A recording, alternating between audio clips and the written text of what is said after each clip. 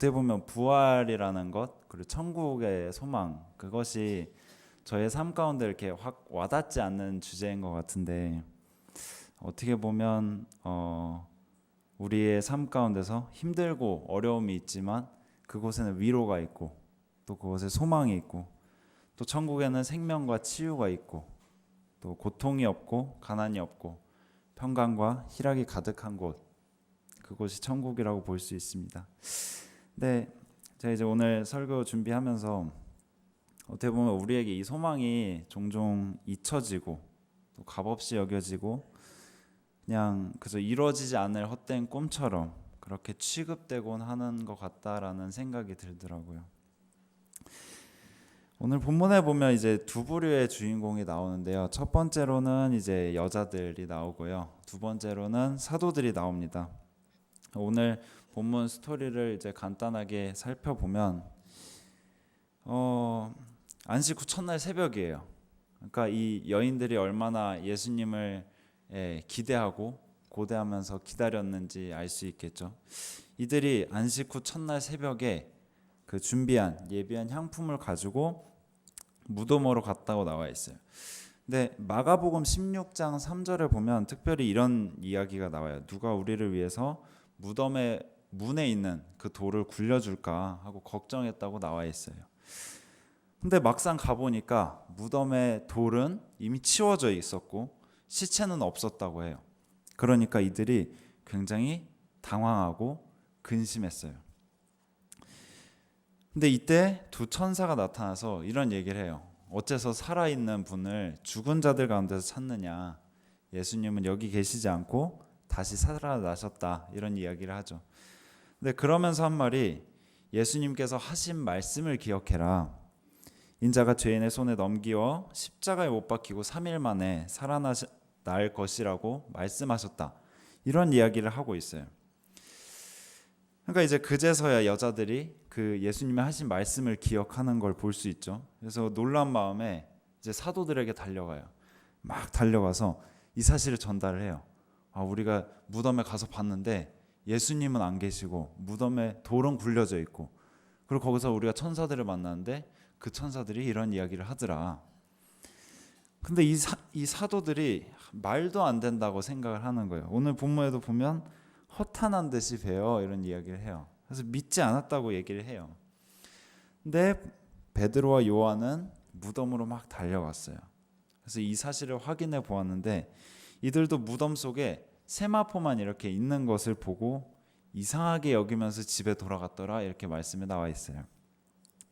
요한복음 20장 8절에서 9절에 보면 이렇게 되어 있어요. 들어가서 보고 나서야 그 사실을 믿었. 아직도 그들은 예수께서 죽은 사람들 가운데서 반드시 살아나야 한다는 성경 말씀을 깨닫지 못하고 있었다라고 이야기하고 있어요. 제가 오늘 제목을 이제 하나님의 말씀과 능력을 기억하자 이렇게 잡았는데요. 첫 번째로 하나님의 말씀을 기억하자라는 이 교훈을 함께 나누고자 합니다.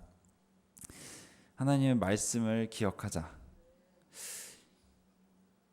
오늘 나온 이 본문의 주인공들은 어떻게 보면 이제 그냥 예수님의 설교를 한번 듣고 예수님의 소문을 한번 들었던 사람들이 아니었어요. 이 여인들도 그렇고 이 제자들도 그렇고 예수님과 함께 먹고 함께 나누면서 그 말씀을 곁에서 들었던 사람들이었어요. 그런데 이들이 정작 현실의 벽에 부딪히고 예수님의 고난을, 예수님의 십자가 죽음을 이들이 눈앞에서 보고 이렇게 하니까 그 말씀을 잊어버린 거예요. 그러니까 불안해지고 초조해지고 걱정을 했다고 나와 있어요. 근데 이것은 우리도 마찬가지라고 생각이 드네요. 우리가 어떻게 보면 매주 설교를 들어도 정작 그 어려운 일이 닥치고 현실의 벽 가운데 부딪히게 되면 우리가 말씀은 온데간데 없고 현실만 보이게 되는 거죠. 그러니까 이것은 다시 말하면 내 삶 가운데서 하나님의 말씀이 온전히 말씀으로서 작용을 하지 못하고 영향력이 없어진다, 이렇게 볼 수 있는 거죠. 그렇다면 과연 말씀이 힘이 없어서일까? 그렇지 않다고 볼 수 있죠. 말씀은 힘이 있지만 내 마음 가운데 내 마음밭이 그것을 아멘으로 받아들이지 못하고 있다라고 우리는 볼 수 있습니다. 디모데후서 3장 15절부터 17절에 보면 이런 말씀이 나와 있죠.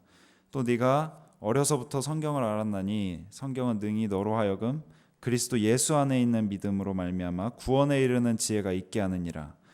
모든 성경은 하나님의 감동으로 된 것으로 교훈과 책망과 바르게 함과 의로 교육하기에 유익하니 이는 하나님의 사람으로 온전케 하며 모든 선한 일을 행하기에 온전케 하려 함이니라.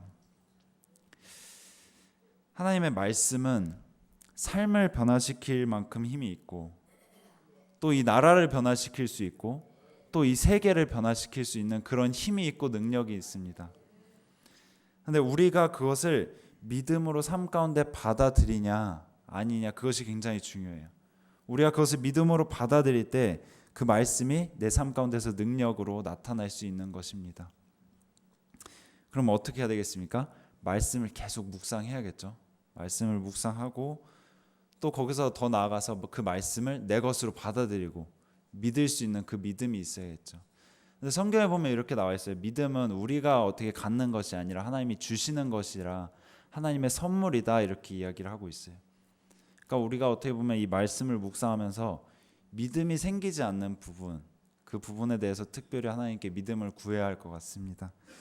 그리고 그렇게 될 때 그때 내 생각이 바뀌고 내가 이 말씀을 내 마음 가운데 믿음으로 받아들이면 그때 내 말이 바뀌고 내 행동이 바뀌고 그렇게 되면 내 삶이 바뀌게 되는 것이죠. 그렇게 될 때 내 주변에 그 말씀이 영향력으로 나타날 수가 있고 그때 우리가 빛과 소금의 역할을 감당할 수 있는 것이라고 볼 수 있겠습니다.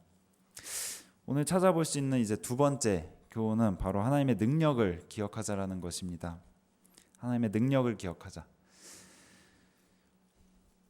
이들은 어떻게 보면 눈으로 예수님의 부활하심을 직접 목격을 했음에도 불구하고 굉장히 신기해했다라고 나와 있어요. 근데 문제는 이들이 기이하게 여기는 데서 끝났다는 것에 있습니다. 우리도 마찬가지로 다른 사람이 말씀을 믿고 그 말씀대로 살았더니 이렇게 됐더라, 이런 역사가 일어났더라, 그 삶 가운데 이런 변화가 일어났더라, 그러니까 하나님이 이렇게 갚아주셨더라, 이런 이야기를 들으면 그냥 그 말은 신기해요, 듣고.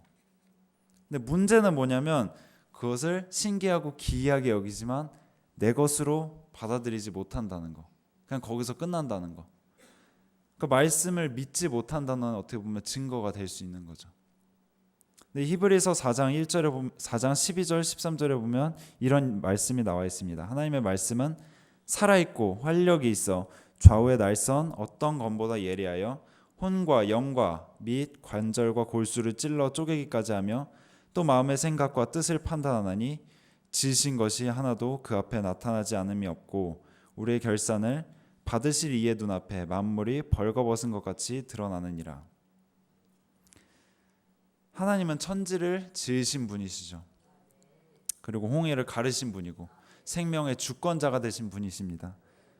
우리에게 부활 생명을 또 허락하신 분이시고 장차 새하늘과 새 땅을 허락하실 그런 분이십니다. 또 이 나라를 통치하시고 또 모든 것을 장차 심판하실 분이십니다. 우리가 그분을 말씀 가운데서 만나고 또 삶 가운데서 우리가 체험하고 경험할 때, 그리고 또 그분의 능력을 믿고 의지하며 살아갈 때 우리는 그 기적을 관람하는 관객이 아니라 정말 그 기적의 현장 가운데서 직접 참여하고 그 기적의 주인공이 될 수 있는 것입니다. 제가 이제 시편 30편 말씀을 함께 읽어드리고 말씀을 마치려고 하는데요. 이것은 이제 성전 봉헌가고 또 다윗의 시로도 알려져 있습니다. 이 시가 어떻게 보면 우리의 시가 되기를 축원드립니다. 읽어드리겠습니다. 주님, 주께서 나를 건져주시고 내 원수가 나를 비웃지 못하게 해주셨으니 내가 주님을 우러러 찬양하렵니다.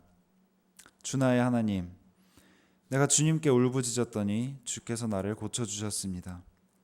주님, 수월에서 이 몸을 끌어올리시고 무덤으로 내려간 사람들 가운데서 나를 살려주셨습니다.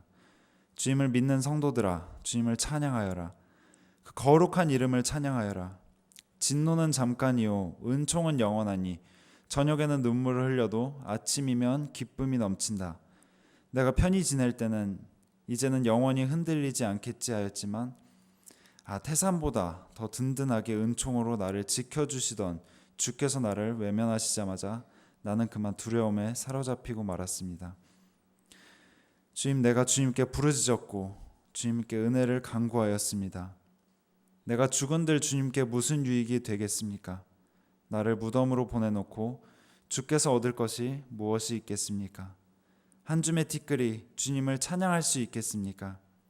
한 줌의 흙이 주의 진리를 전파할 수 있겠습니까? 주님, 귀를 기울이시고 들어주십시오. 나에게 은혜를 베풀어 주십시오. 주님께서 나를 돕는 분이 되어 주십시오. 주께서는 내 슬픔의 노래를 기쁨의 춤으로 바꿔주셨습니다. 나에게서 슬픔의 상복을 벗기시고 기쁨의 나들이 옷을 갈아입히셨기에 내 영혼이 잠잠할 수 없어서 주님을 찬양하렵니다. 주 나의 하나님, 내가 영원토록 주께 감사를 드립니다. 이제 조금 더 쉬운 버전으로 제가 읽어드렸습니다. 네, 시편 30편이고요. 이 시편 봉헌가라고 제가 말씀을 드렸고 또 이제 다윗의 시라고 말씀을 드렸는데요. 저는 이 시가 이 성전 봉헌가가 정말 우리가 성전에 나아올 때마다 그리고 우리가 말씀을 읽고 묵상할 때마다 이 말씀이 저의 삶 가운데 저의 마음 가운데 믿음으로써 아멘으로 저희가 화답할 수 있는 그런 말씀이 되기를 주님의 이름으로 축원드립니다. 그래서 정말 우리에게 부활을 허락하심 그것에 감사하면서 매주 성전에 나오실 때마다 그리고 또 삶에서 특별히 어려움을 만날 때마다 여러분들이 이 말씀, 주님의 말씀과 주님의 그 능력을 여러분들이 기억하시면서 그것을 누리시는 기적의 주인공들이 되셨으면 좋겠습니다.